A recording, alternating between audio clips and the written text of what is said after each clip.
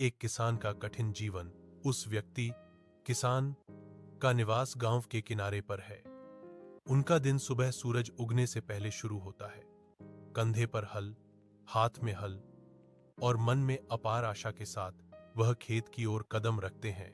गर्मी में पसीना बहता है, बारिश में शरीर भीग जाता है, सर्दी में हाथ जम जाते हैं, फिर भी वह नहीं रुकते, क्योंकि मिट्टी में बीज बोकर वह केवल फसल ही नहीं, जीवन भी बोते हैं। उनके दुख का कोई अंत नहीं है।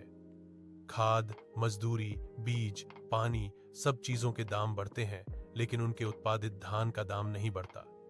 खेत की फसल अगर अच्छी होती है, फिर भी दलालों के हाथों में जाकर उनका उचित मूल्य खो जाता है। कभी प्राकृतिक आपदा में, कभी सूखे में, कभी बाढ़ में उनकी सारी मेहनत पल भर में बह जाती है। किसान का जीवन संघर्षों से भरा होता है, लेकिन इस संघर्ष में ही छिपी होती है एक अदम्य साहस, मिट्टी के प्रति एक अद्वितीय प्रेम। उनके पसीने से भीगे हाथों से ही हम पाते हैं भोजन की थाली, जीवन का पोषण, फिर भी समाज में वे उपेक्षित रहते हैं। शहर की रोशनी में उनकी पीड़ा की कहानी खो जाती है, जबकि अगर वह किसान नहीं होता तो भोजन की आपूर्ति रुक जाती।